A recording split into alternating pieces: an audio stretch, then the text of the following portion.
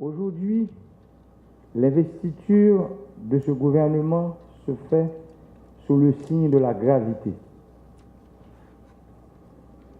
J'ai parcouru le pays à plusieurs reprises. Durant les 22 mois, les 22 longs mois de campagne électorale, je peux vous assurer que nous aurons de vraies difficultés à surmonter. Pour y parvenir, chaque membre du gouvernement doit cultiver en permanence une haute conscience de ses responsabilités. Tout un chacun doit comprendre que le changement à mettre en œuvre nécessite la rigueur, le sens du devoir, l'honneur, l'incorruptibilité et l'intégrité. Nous avons un devoir d'exemplarité. Changer les autres, c'est d'abord se changer soi-même. On dit souvent que le poisson pourrit par la tête, mais le poisson peut être guéri par la tête aussi. Mesdames, Messieurs les ministres, dites-vous bien que vous êtes au service de la nation. Seulement au service de la nation. Par vos actions, vous allez devoir restaurer la confiance des citoyennes et des citoyens dans l'État. Vous allez œuvrer pour une saine distribution de la justice, pour une justice juste et impartiale, une justice dépolitisée. Le peuple a choisi le changement. Il nous revient maintenant de le mettre en œuvre en réformant en profondeur le pays. Il faut aller vite et bien. Le temps ne se fait pas attendre. Sur les 60 mois de mandat dont nous disposons, il ne nous reste que 58 mois et 17 jours. Chaque seconde, chaque minute ou chaque heure compte. Fidèle à mes engagements de campagne, l'énoncé de politique générale du Premier ministre devant le Parlement a été ambitieux. Les chantiers sont nombreux. Tout n'est qu'urgence. Je demande que les états généraux sectoriels de la nation soient organisés tout de suite.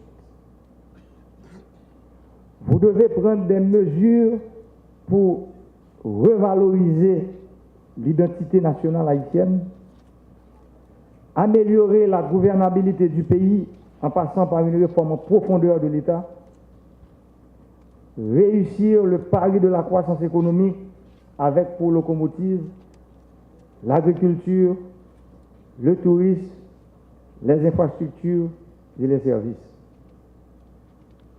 Replacer l'éducation au centre de l'action publique avec un accent particulier sur l'excellence et la qualité. Sécuriser le territoire et les citoyens.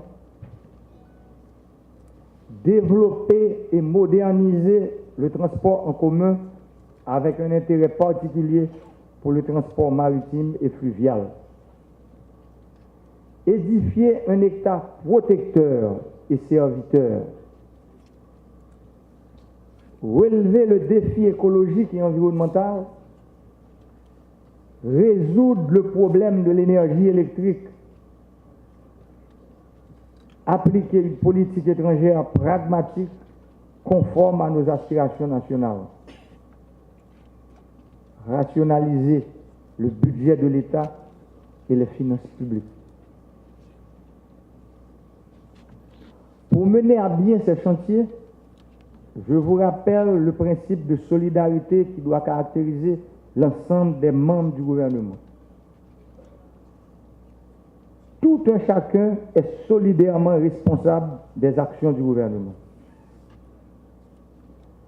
S'agissant de l'action gouvernementale, je ne veux pas d'expression publique de désaccord. Quand on est ministre, il y a un lieu prévu pour exprimer ces désaccords au sujet de l'action gouvernementale. C'est le Conseil des ministres. La réussite d'un ministre, c'est la réussite de tous les ministres. L'échec d'un ministre, c'est l'échec de tous les ministres. Je vous exhorte à détester la corruption et admirer la culture du résultat.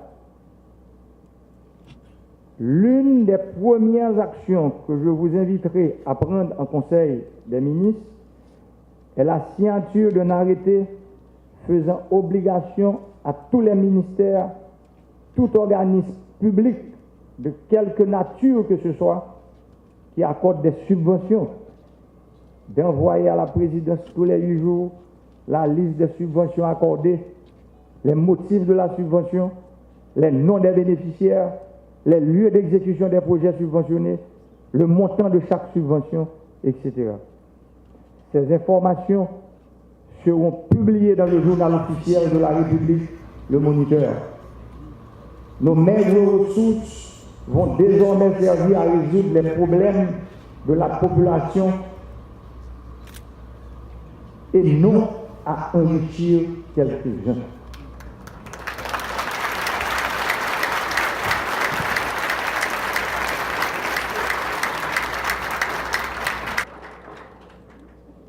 Ce sera un premier pas en vue de restaurer la confiance entre les citoyens et ceux qui gouvernent.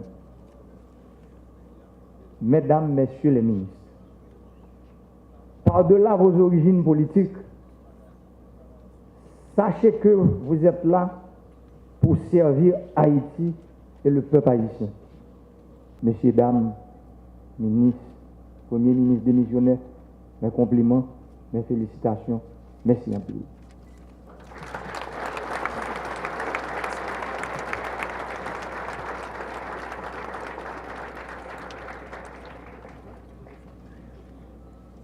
Pour finir,